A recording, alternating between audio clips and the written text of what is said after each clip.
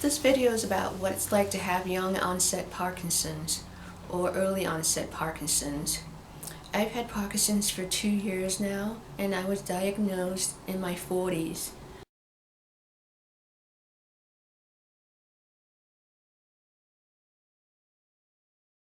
I'm still pretty young to have Parkinson's, but I'm actually at the kind of old stage of being young, meaning that most people that are diagnosed with Parkinson's that have earlier young onset are under 50.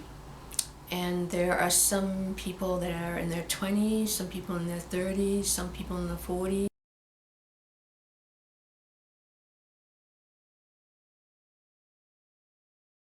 I know that most people aren't familiar with young people with early onset Parkinson's, and that's why I'm making this video.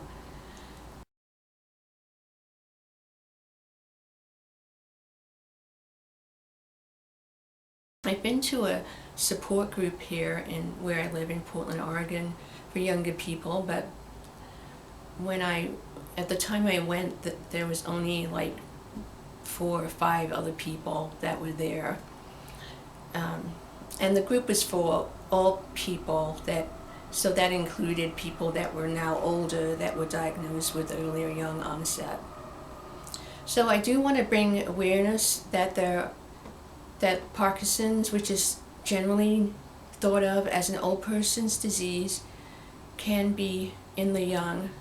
And I also want to bring general awareness about Parkinson's because I feel like it really is misunderstood, and a lot of people don't understand it, other than they think that it's all about shaking and making odd movements, which it is not.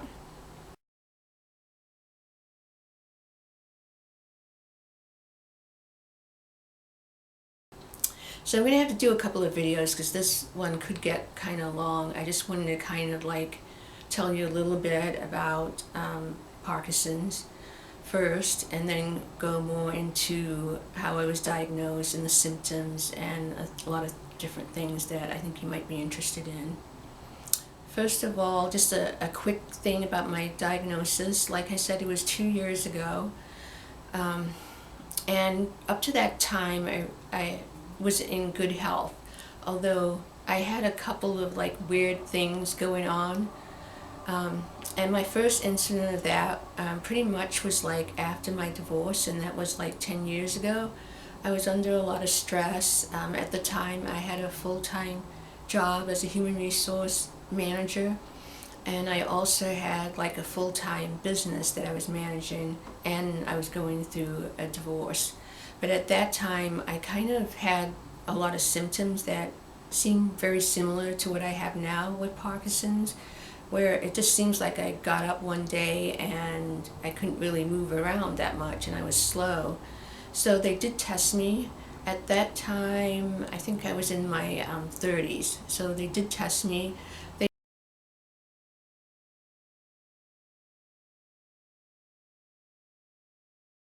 They thought I had like arthritis, but that came back negative. And so they also tested me for Lyme disease, and that came back negative.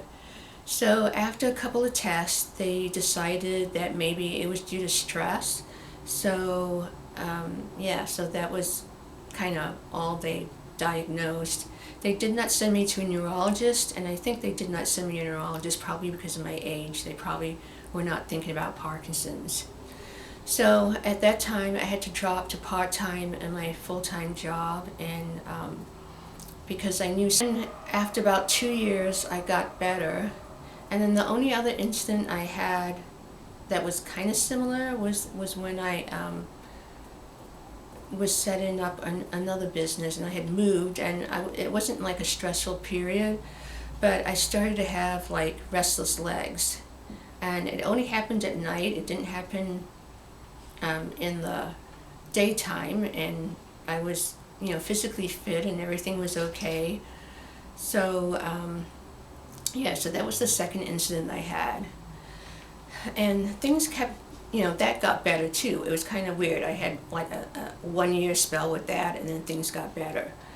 And then I really didn't have any major symptoms, but what kept happening was that I got hit with fatigue really bad. And then I noticed after the fatigue, I started to be able to do less and less.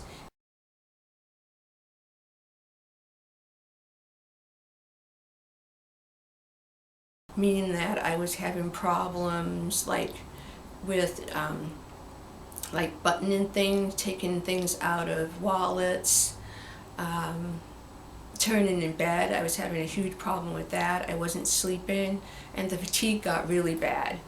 So I was actually I had like a holistic spa, and I was actually having trouble like working on people.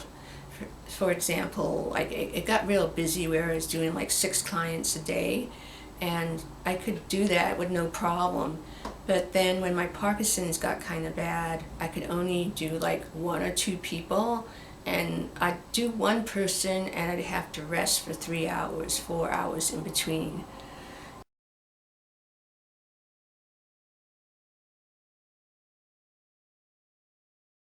I realized I was making accommodations for things.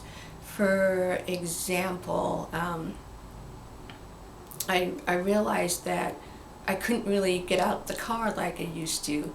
I mean, when you think of getting out the car, you think of just like opening the door and you just exit. But what I was doing, and I didn't notice at first, I was actually making accommodation. So I would like sit there, then I'd swing my legs together, and then I'd hold the door, and then I'd get up.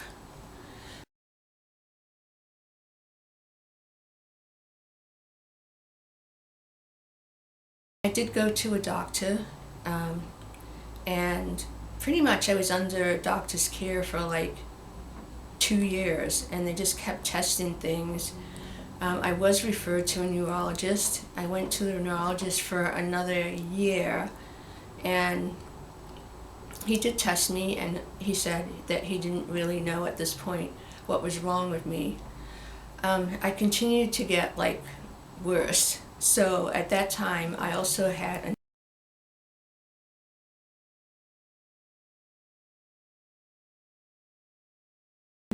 naturopath, and so she talked to the doctor, and I went in for a couple more times, and then the doctor, which was the neurologist at that time, diagnosed me with Parkinson's.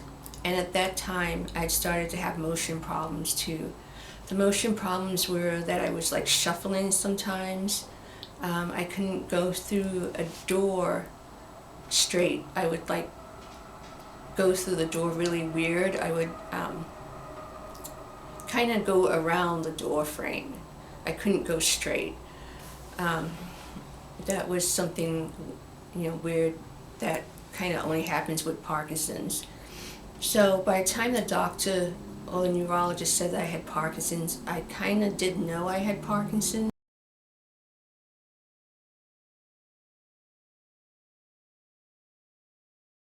Because I had done a lot of research over the years.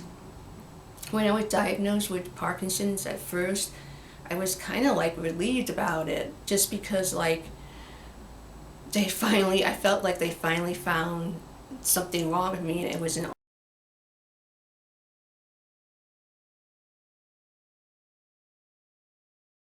all in my head. So yeah, I was actually excited about it. But then kind of the reality hit that I had Parkinson's, and it's kind of been a transition to get used to the fact and used to life with Parkinson's. So some of the general symptoms of Parkinson's before I get off this video are tremor, but only 40% of all Parkinson's people present a tremor. So I think a lot of people don't realize that. A lot of people with Parkinson's may not have a tremor, but they have movements, excessive movements, and that usually is a side effect of the medication. And it's usually a side effect of the medication in those with young or early onset Parkinson's.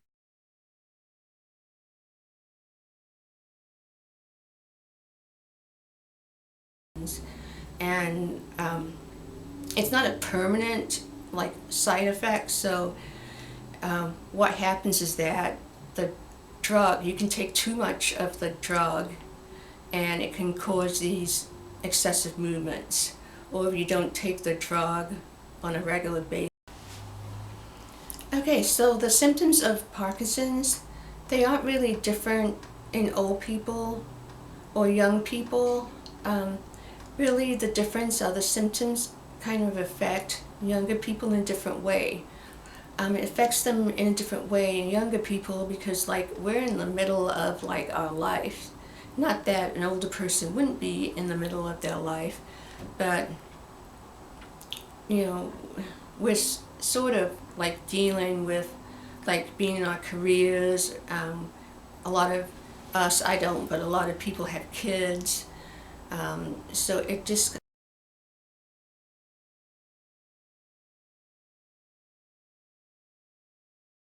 it's just kind of difficult because of those issues.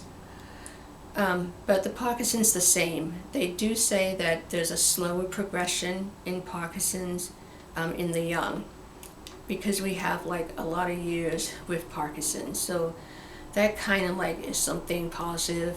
It could be something positive if you're looking at this video and you've just been diagnosed.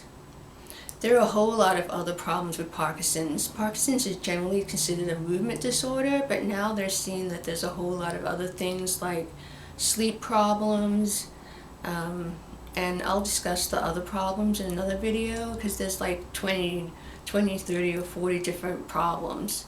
Some of my big problems that I suffer with are fatigue and pain. Pain is like a big thing, but everyone doesn't experience pain, which seems kind of strange to me, but that's one thing that you learn about Parkinson's people.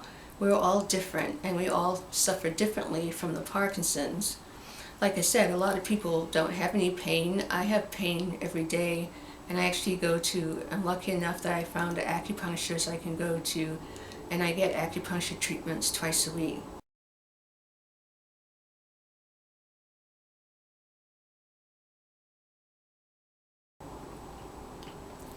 Okay, I think that's about all I'm going to say about Parkinson's right now, but I will talk more about it in other videos.